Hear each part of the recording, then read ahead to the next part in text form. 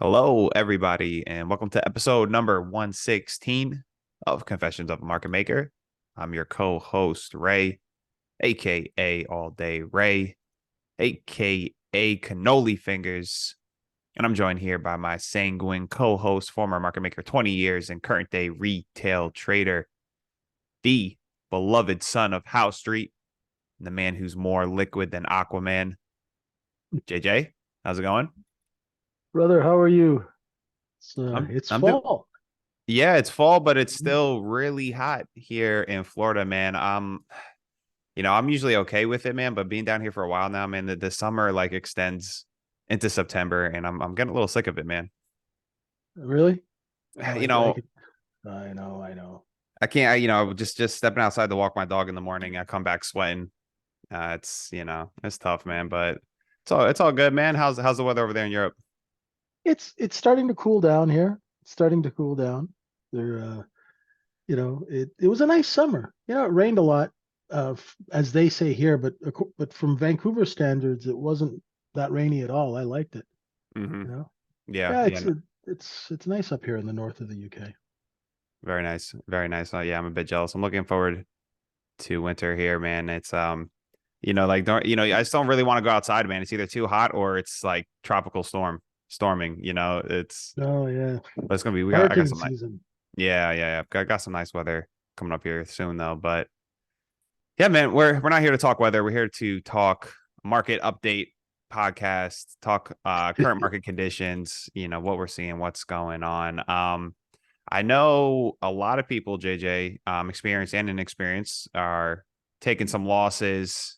Yeah. Um, I don't know. I can't say for like ES. Obviously, you'll talk about that, but I know equities hasn't been the cleanest to trade, at least for myself. Been a little bit more challenging, or I've had to adjust a little bit. Yeah, I guess what have you been seeing in the rooms? I'm And just seeing yeah. frustration. I'm seeing frustration out there. And we just finished the end of the quarter yesterday, going into tomorrow, the last trading day of the month. And it's funny in the ES, if you look at it, um, when we broke out of that April May balance that we had, we went into a beautiful distribution, and now we're right back down to it. You'll look that we looked right back into that balance zone. I've been posting that chart on Twitter.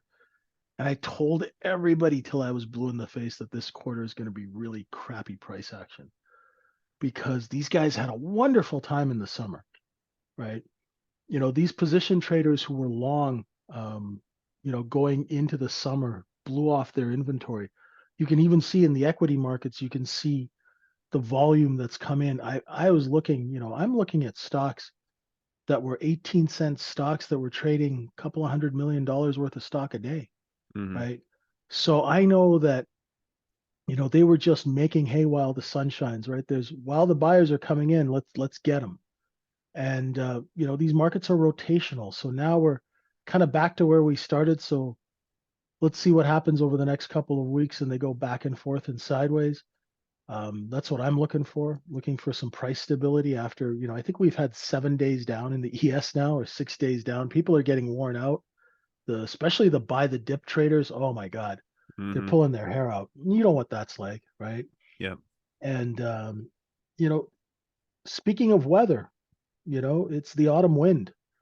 hmm It's just like the poem from the Raiders. The autumn wind. He growls as he storms the country, and all the trees all shake and quiver and quake as he robs them of their gold. And that's exactly what's going on now. We've got trap shorts above 4,400 in the ES, and they are all just looking for the exit. We're going to see how sticky that buying was for the last, 4 or 5 months. And the only thing is that I've found through 30 years of this madness in this business, and I only really, until I started hanging out with you and Steve, was I learned this process thing. Process, discipline, patience, all the things I hated when I was a young person are the only thing that saves my butt now when markets change. And I, it sounds like, I've been converted, and I have, because these markets, you just can't shoot from the hip type of trading. Yeah. You've got to have a process. You've got to follow it. You've got to use stops. You've got to protect your money. and Yeah, sometimes you got to trade less or less size until you figure it out. And absolutely. sometimes it's harder to figure it out during the day because these large funds are coming out of position. You're taking swing lows in these markets and just inventory is just tumbling out. This market hasn't held settlement in since the middle of September, right? So for 2 weeks, we haven't held settlement. So we have no price stability. So every time everybody thinks it's just kind of stabilizing and ready for a rip, it's just a short covering rally and then they sell into it again and it goes lower. And that's been very hard for a lot of people. And um, you know, I've just been doing this thing where I'm just like, stick to your process, and the process and adapting the process, that's the hard part in trading. Because Hmm. just when you start trading good, 1 week you're trading like a god, the next week you can't trade your way out of a wet paper bag. And you got to figure out what's going on, why is it changed, how do I adapt? And that's hard. That's why retail trading is one of the hardest jobs in finance because we don't have that support system of a Yeah, firm, compliance, a boss, senior traders, people with more experience telling you, hey, don't do that. That's crazy. yeah, Um, yeah, you know, exactly. and and that's why we, shameless plug for the room. That's why we have our room so we can help each other stay out of trouble. You know. Exactly. Yeah, and then I think that's what, having a process, helps with like keeping you like grounded, keeping you, Yeah. because when you do take some losses or, it can really mess with your head. You're questioning Oh yourself, yeah. etc. And if you have a system in place, you have a process in place, it's like a home base to come back to.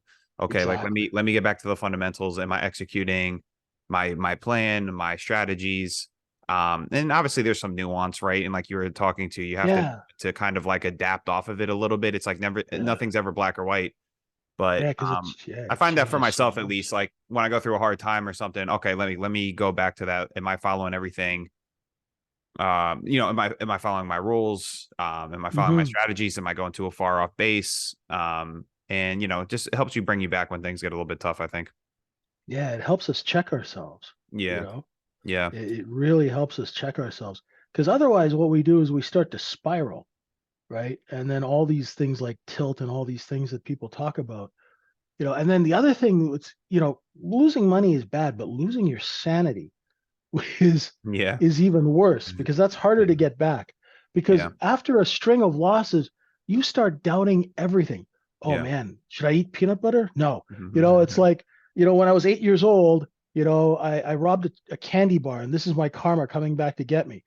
Just people, you just start questioning everything and it just starts messing with your head, right? And Yeah. then it makes it even worse when you go to execute the next time because you're so tentative, you Yeah. know? And then, so that's why that process, if we drill it into ourselves, like we've got this guy in our room, he's a pilot. So when he hits turbulence, he automatically goes and does things to the plane. I don't know what the hell he does, but to keep the plane flying stable, he has a set of procedures that automatically kick in his head. And that's what we try and do in our trading, right? Yeah. To get it so we start to react because we're trained to react. Yeah. And that's what we really try and do. Yeah, yep, yep, for sure, for sure. It's so easy to get off basis Hmm. from it. I think what was I gonna bring up next here? Oh yeah, and I think like for the process too, like for myself, it's why I really try and stay away from making like predictions for the market, or like I'm seeing a lot Oh of people now like the fear index thing is really high, and so people are expecting things to go down, or maybe others aren't, but I really try and just like not pay attention to any of that and just like, okay, stick to what I do, block out the rest of the noise. yeah. And obviously everyone has different processes, different inputs that go into it. But I'm seeing a lot of people trying to anticipate what happens instead of Oh just yeah. just Letting react the to what does happen. Yeah. What You is know, price action saying? You know what I mean? Are you seeing a lot of that? Like where are some of these I frustrations see a that you're I seeing see a coming lot from? of that. I Yeah. see that when people go on, like, especially the people, and I don't know where they get this from. Next Wednesday, the S&P is going to be this. I'm Yeah. like, what are you, Madame Cleo? Like, how do you know that by next Wednesday? Right? Like, and if it doesn't do what they go and trade it, and then when it doesn't do that, they're taking huge losses and holding trades, and you're like, oh dear God, man, like don't stop killing yourself, Mm-hmm. stop driving yourself crazy. I always kind of look at it the ways, when you're driving in your car and your girlfriend's trying to give you instructions because she's reading the map and you ignore her. That's exactly what trying to predict the market and trade your bias and then the market will be sitting there going, psst, psst, psst, buddy, you turn left here. No, no, no, no, don't short it here. Right. And there'll be clear signs if you actually sat and listened to the market, but you Mm-hmm. don't because you're wrapped up in this emotional, ball of wax that's just growing and you're trying to trade out of mistakes and all of these things where you have no process, Mm-hmm. right? And this is the worst time of month, quarter, to take the let's just try this trade. Oh my God, that boredom trading or let's do this because there's no underlying business reason for you to take the trade. They take the trade. Yeah. And I'm not, this is all stuff I've done, right? And if not for this process business, I would have never gotten out of that, right? It's only until I got organized and disciplined and did this, if this happens, then I do that. If this happens, then I do that. And if this happens, then I don't trade at all. Or this is when I see my business opportunity and I engage. Yeah. And that's the one thing about your one major cornerstone building block trade. And if you have that, you can squeeze some dough out of the market every day and just wait for that one trade when things go Mm-hmm. bad. Sometimes you got to wait, a couple hours before it shows up. That's the Yeah. hard part. That's the hard part. Yeah, because even for myself, I still think it's hard sometimes, just sitting there doing nothing. And, especially like newer people, we see this all the time. They Yeah. want to come out gunslinging. Oh, yeah. And, especially as of late for me, like I had, like you said, like sometimes it'll take hours for something to develop. And, you know, I'm just sitting here waiting. I'm not taking many trades. But it's good to see when it does work, where it's like, okay, patience, Yeah. patience was paid off here. And it's just like you said, man, like maybe it's just not a lot of seasonality, a lot of business not being Exactly. transacted, and just like knowing Or like, change. Yeah. yeah, and just being okay with just Yeah. because I'm not I much of a I'm notice. not much of a scalper, JJ. I actually I hate it. Like I just I don't want to sit here staring at the screen. Like it's just not me, man. Yeah. I just I don't like it. It's not some people it drives them crazy, right? Yeah. I love scalping because it keeps me sharp. For me, scalping is like shadow boxing or Hmm. sparring. So it helps me on those longer term trades. That's what I like about it. And but the that one thing of that trade taking time to develop, that's tough too for people who don't trade full time because they've got a job, they've got wife, they've got kids. Yeah. So they'll be like, oh, it's not doing anything now, and then they take their kids to school, and while they're in the car, their trade happens, Yeah. right? And Yeah. that's Good enough point. to drive somebody crazy, Good right? point. Yep. So that's where, and the end of a quarter is always, there's always change because people are marking positions to market and the industry is going through their big accounting thing. So sometimes we got to let that sort of work itself out. And I think what's going to happen is next week we'll have some better price action, Hmm. right? Yeah. People will start nibbling again. Let's see if we can hold settlement and hold the lows for a couple of days and kind of go sideways. That'll be nice to see. And that's why a lot of our guys in our rooms use the funded accounts, right? Because they enforce discipline and process, Yeah. right? Because you're trading, see, because when you're trading other people's money, you have to obey their rules, right? Otherwise you're fired. And that's just the way the industry is. So that's what I like about those funded trader programs, like Apex and Top Step and our friends. They they sort of give people that environment of support where you have structure, right?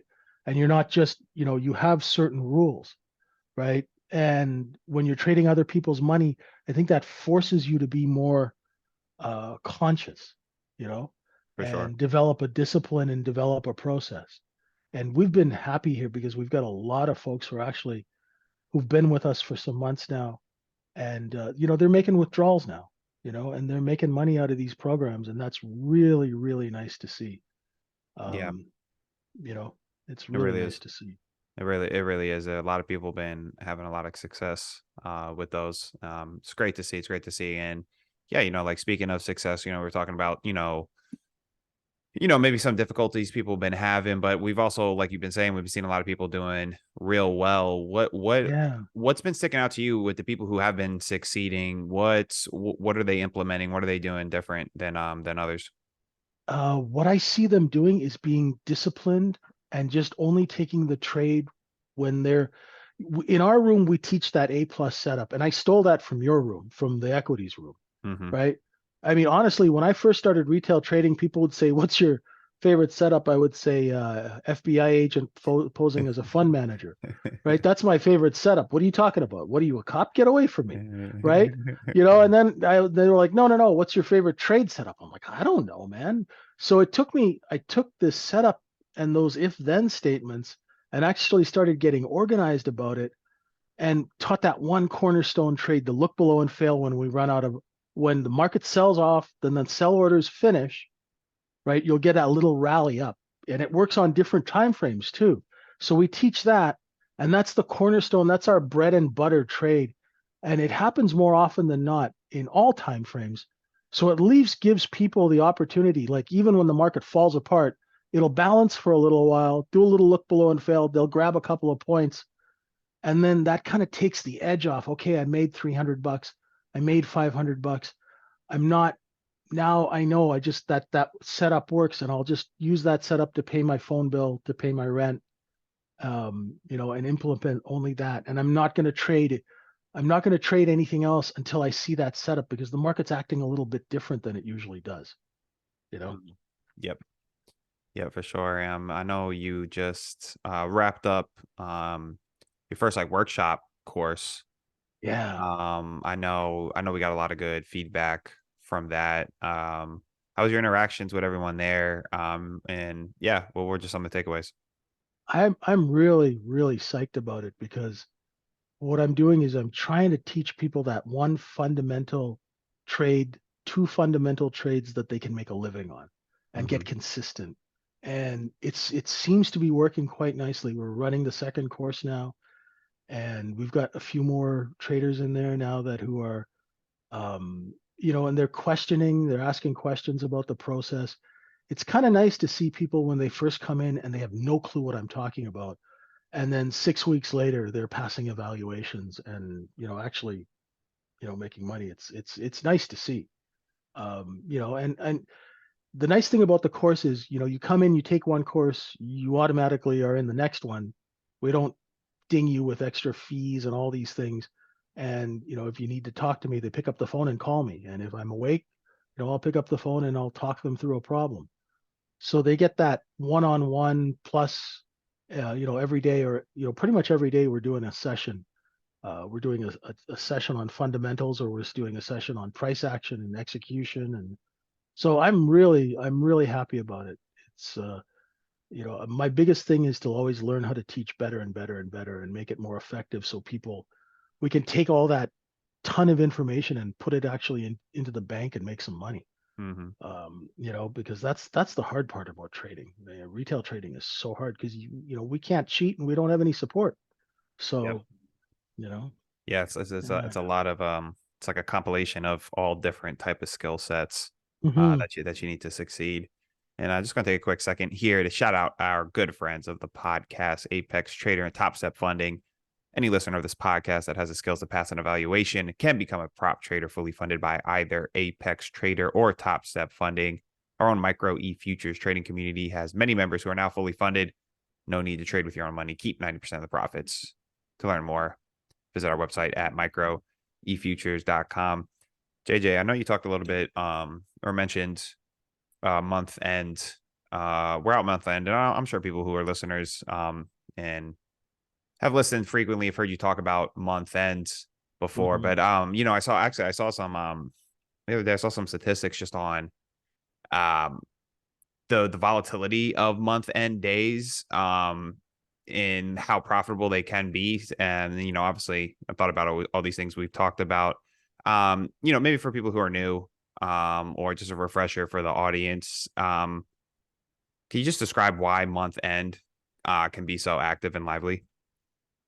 Yeah, sure. Month end and also the end of the quarter Yeah, end are of the both quarter too. times, Yep. yeah, both times when the large institutions and those large traders who trade um, multiple time frames, that's when they start closing positions, usually booking profits. And sometimes traders will be offside and they'll be forced to get out of positions. All of that accounting happens at the end of the month. So even if you ran a business, you would do a month end report to see how sales were, where the debts are owed, all of those things, those numbers, and that really makes a difference in the creation of order flow. Here's an example.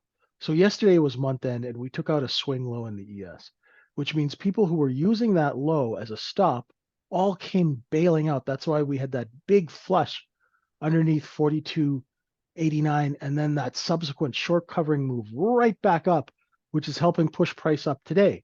And I'm sure a lot of people got caught short going into the close yesterday, caught short overnight, and they're getting hurt right now. So that's a month end dynamic because there's a flush and then a huge, when you flush a market, what you do is you break lower price levels. And then what happens is the people who are short come rushing into cover, just like on Black Friday when you open the door of Walmart and you've got that 60-inch TV marked down for $200. You get that insane, you get people fighting each other, right? And then you get that huge price run up like we did at the end of the day yesterday, Mm-hmm. right? And that is a month end dynamic. So business changes at month end, you know, and it Yep. creates opportunity, but it also can get you into big trouble if you don't use stops, that kind of thing. For sure. For sure. Yeah. Yeah, because I always enjoy month ends. At least I think so.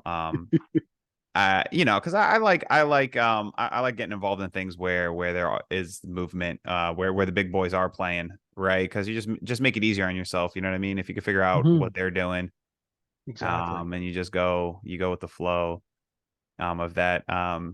You brought up Black Friday. Have you ever been to one of these Black Fridays things? I couldn't imagine Oh, in my life going to oh one of these. no, no. I've seen YouTube, Yeah.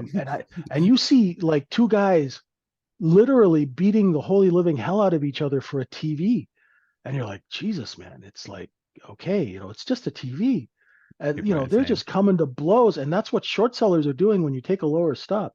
Right? Everybody thinks that buyers and sellers are fighting each other. No, it's like buyers are fighting each other to get product, sellers are fighting each other to step ahead and capture the buying. So that's what, happens at highs and lows of markets. And yesterday was like a Black Friday sale.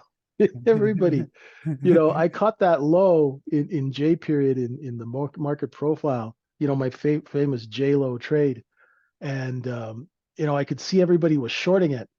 And, and I just knew, I didn't think it was going to rip that hard. I got out pretty early, but man, that was a beautiful rip, from the 42.80 area all the way up to 43.30. I didn't take the whole trade. And that's the other thing too. We're taught in our room, if there's a 40-point range, you can cut that up into digestible pieces. You don't have to try and get the whole range Yeah. in one trade. Yeah. There's opportunity along the way, and the candle charts are really good for helping carve up those large ranges. Yeah. Yeah. For sure. For sure. Yeah. Black Friday. I never. No, no way. No way. No, I would not. No, there's nothing I need that bad. Right. Do they do I it? think Is Black Friday a thing in Europe? Like, is that do they do that over there, or I don't it's a think North so. American?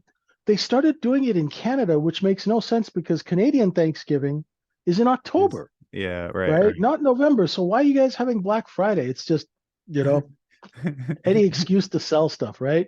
Yeah. I don't hate the player, hate the game. Right. That's the game. The game is to sell, right? We're always selling. You would come to me and I've got something for sale. I'll just say sold and shake your hand. I'm not going to quibble on price because I can always get more stuff to sell. Mm-hmm. You know. Absolutely. Absolutely. I got one more thing to ask you here, JJ. And then we'll get out unless there's anything else you want to talk about. As we were just talking about that, Black Friday, and month end, larger to medium institutions doing business.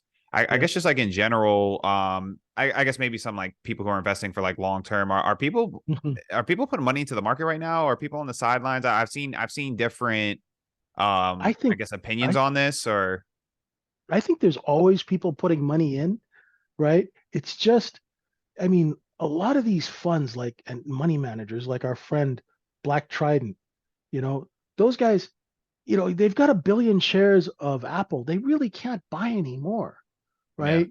Hmm. So, those things, but the medium term players, the 10-year players and the 5-year players, I'm sure they're initiating, right? So for our retail investors who are investing and holding for a long time frame, the really good thing to do is to check the 13Fs.